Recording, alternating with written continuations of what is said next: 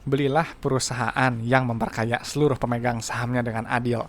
Janganlah membeli perusahaan yang hanya memperkaya pejabat atau pemilik perusahaannya yang merangkap sebagai komisaris dan direksi. Oke, jumpa lagi dengan Edwin di channel analisis laporan keuangan.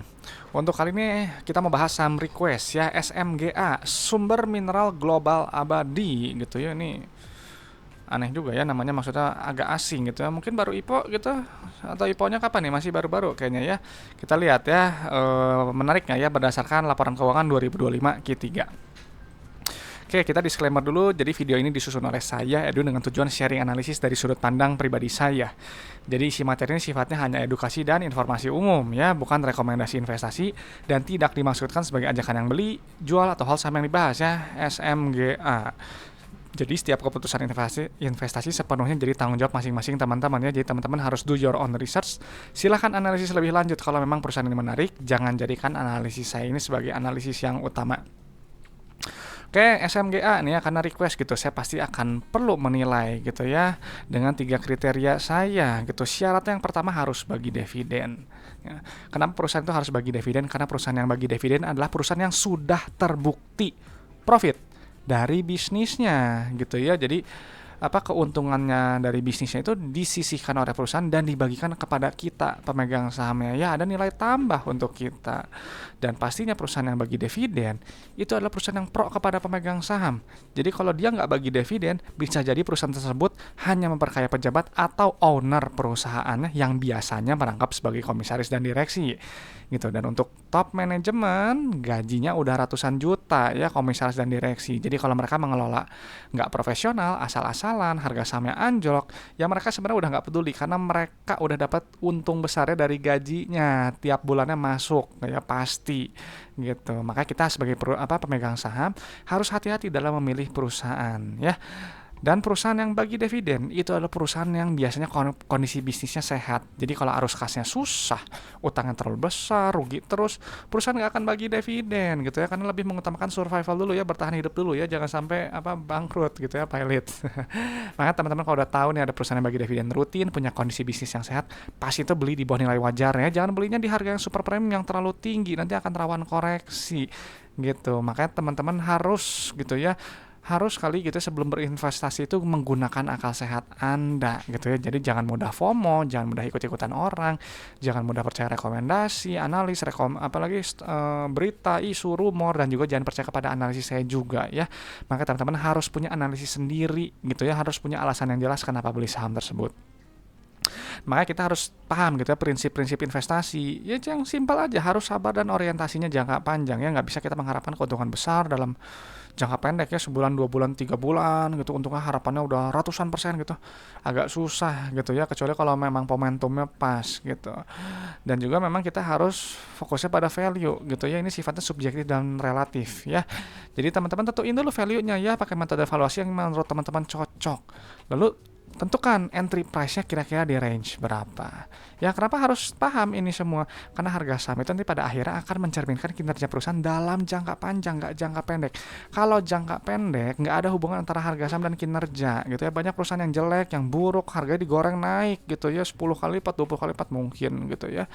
Dan banyak perusahaan investor itu yang akhirnya tergiur gitu keuntungan jangka pendek gitu ya, beli gitu ya, di harga tinggi gitu ya. Padahal kita tahu perusahaan yang buruk nanti dalam jangka panjang harganya juga akan jatuh lagi gitu ya, dan akan meninggalkan banyak investor nyangkut di harga atas. Lalu mereka marah-marah di media sosial, merasa kayak scam, mengikuti penipuan atau apalah gitu ya.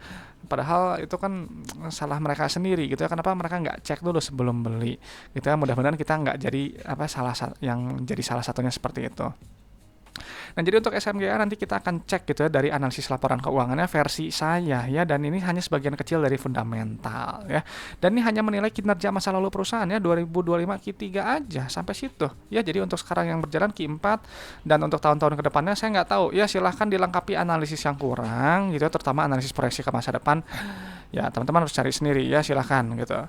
Nah, jadi makanya buat saya penting sekali gitu ya, harus paham laporan keuangan, karena si laporan keuangan akan bercerita tentang kondisi perusahaan ya, lagi sehat nggak gitu ya, atau lagi sakit gitu ya. Nanti akan dipindahkan ya data-datanya di Excel seperti ini, dan teman-teman ini bisa download gratis ya kalau mau. Linknya ada di deskripsi video, passwordnya ALK Edwin.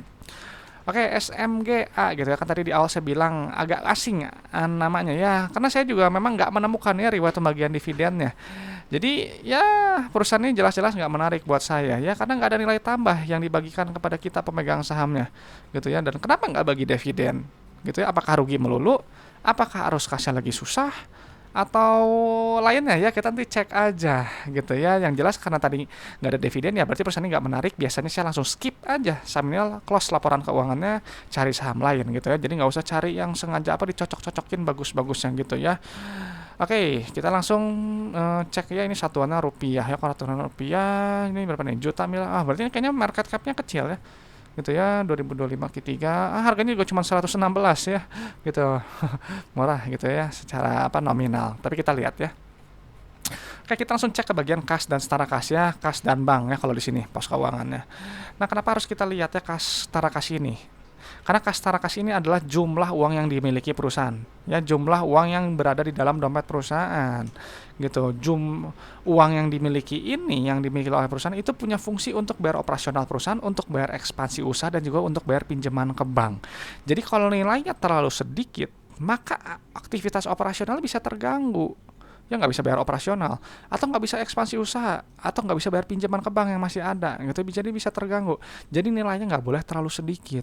Nah kalau nilainya terlalu besar juga jangan, gitu ya, karena kelebihan kasnya itu ya buat apa ditumpuk, gitu ya, ada di rekening perusahaan gitu, padahal bisa dinikmati kita pemegang sahamnya.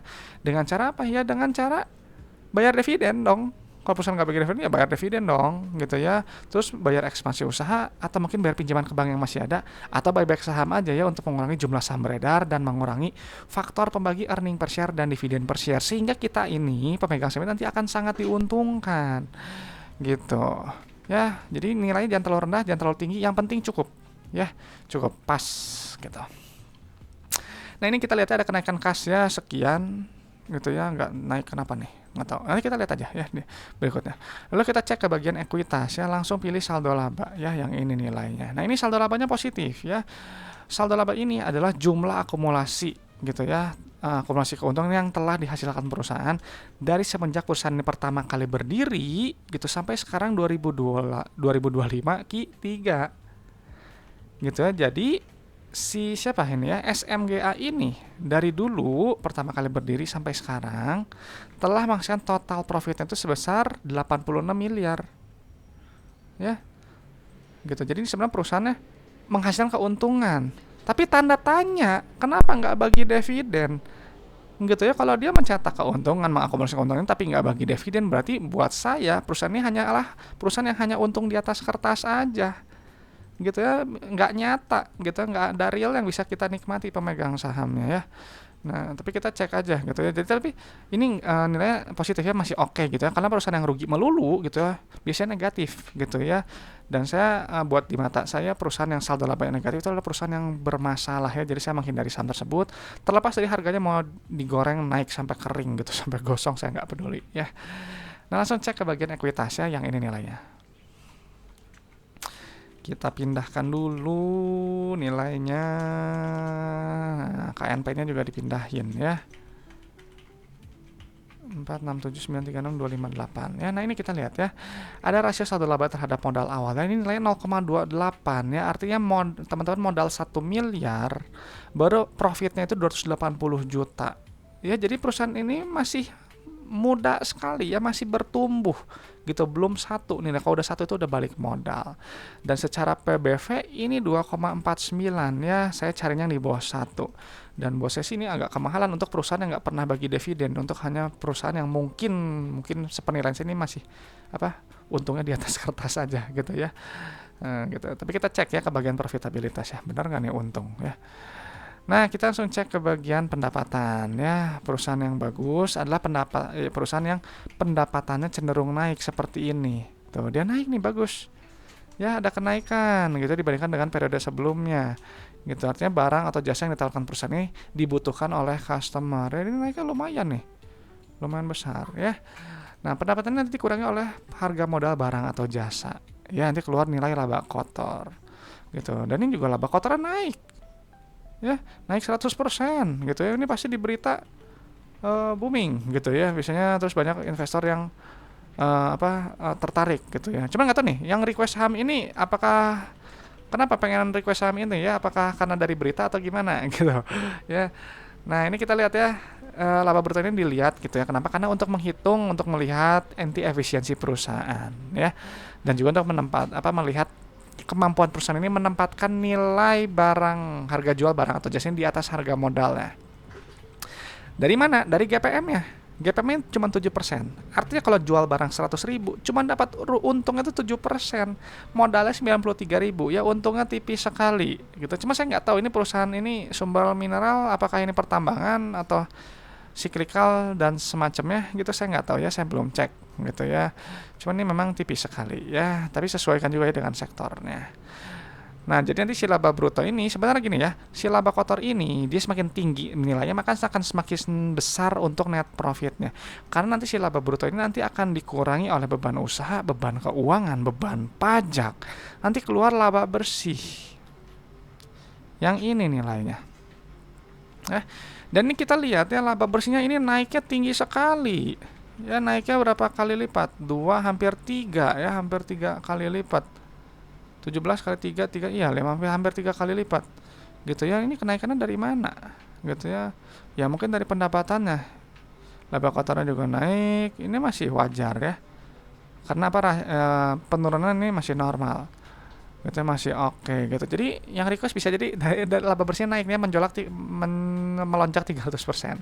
Ya nanti keluar net profitnya sekian, dan secara PER ini 15 ya, ini masih 15 pas. Ini borderline ya, saya cari yang kalau bisa sih di bawah 10 ya. Jadi ini secara versi masih sedikit kemahalannya, tipis sekali ya buat saya gitu ya. Nah setelah itu kita harus cek ke bagian arus kasnya, karena kan tadi ini ada problemnya di awal nih, kenapa nggak bagi dividen ya. Karena kalau misalnya perusahaan untung nih, kayak ini untung gitu ya, saldo depan positif, dia mencetak keuntungan tapi nggak bagi dividen, ya bisa jadi cuman tadi untung di atas kertas, ada kesulitan uang kas biasanya. Kita coba buktikan ya.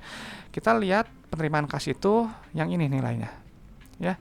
Ini kita pindahkan dulu ya angkanya.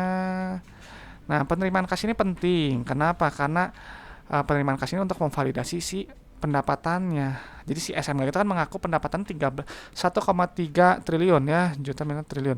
Nah, uang yang terima itu 1,3 triliun juga. Ya, jadi ini bagus, rasionya 100%. Artinya customer bayarnya full.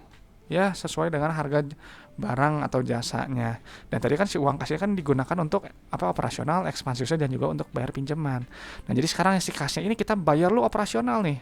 Bayar supplier, bayar karyawan, bayar pajak, bayar bunga, dan lihat nih habis uangnya ya, bayar operasional sampai negatif gitu. Artinya kurang uang buat nutup operasionalnya, nggak cukup gitu ya. Jadi mungkin ini lihat nih, periode sebelumnya negatif, periode sekarang negatif ya. Jadi ini perusahaan manajemen kasnya buruk gitu ya, berat sekali operasionalnya, maka ini nggak bisa bayar dividen gitu ya. Ya teman-teman punya bisnis, uangnya habis untuk operasional, kira-kira bisa bagi dividen nggak? Ada keuntungan nggak yang bisa ditarik? Nggak ada ya, kecuali dapat dari gaji gitu. Kalau dapat gaji sih kan udah dimasukin ke sini, bayar apa nih? Bayar kas untuk karyawan, bayar gaji, udah enak, nggak usah pusing ya, nggak dapat gaji besar gitu. Dividen pemegang sahamnya gimana, nggak tahu ya, nggak dapat apa-apa gitu. Jadi ini bisa jadi salah satunya, dia secara CFO negatif ya. Ini nggak sehat untuk jangka panjang. Dan ini kalau mungkin ini baru IPO juga, jadi mungkin cek ya ke 2023, 2022, 2021 atau sebelum-sebelumnya, kemungkinan ini negatif kalau seperti ini ya, nggak ada lewat bagi dividennya. Jadi nggak sehat ya. Lalu kita lihat aktivitas ekspansi usahanya. Ya tuh, ini belanja modalnya ini lainnya negatif ya. Ini bagusnya perusahaan masih terfokus sama ekspansi usaha. Maka dia nilainya negatif ya, baik gitu. Nah, biasanya kalau yang udah operasionalnya negatif, ininya negatif, CFI-nya ya, aktivitas ekspansinya, pasti dia bergantung sama pinjaman ke bank kayak gini. Atau suntik modal. Nih. Ya, maka kenapa net CFO ini penting gitu. Kalau dia nggak cukup, dia bakal minjam ke bank atau suntik modal kayak gini gitu ya. Lihat ya, di periode sebelum ini 169 miliar, yang sekarang cuma 47 miliar ya, tapi nilainya positif gitu ya. Tuh kalau nilai positif, dia ngapain tuh?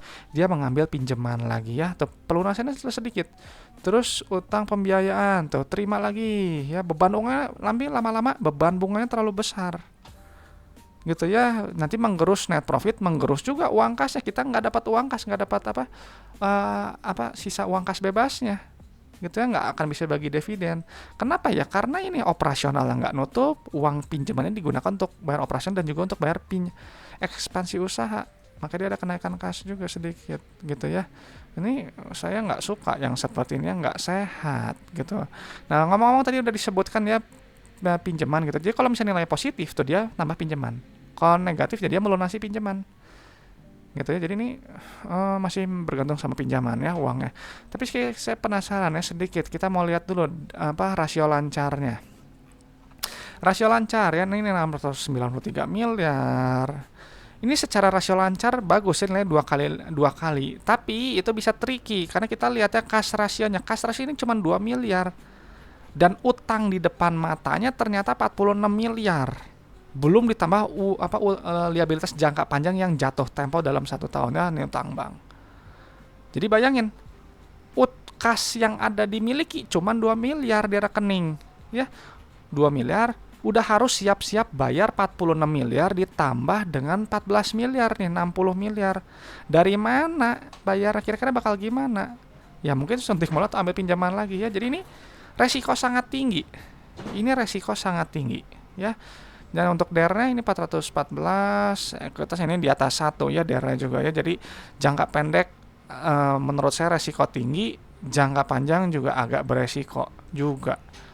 Gitu ya. Jadi setelah kita tahu nih ya data-datanya kita pindahin, buat saya SMGA ini jelas-jelas perusahaan yang nggak menarik ya, karena ya tadi nggak bagi dividen, nggak ada nilai tambah gitu ya, meskipun saldo labanya positif ya, saldo laba positif gitu ya, dan dihargai mahal juga ya 2,4 gitu untuk perusahaan yang nggak bagi dividen, yang kutip untung di atas kertas aja buat saya ya.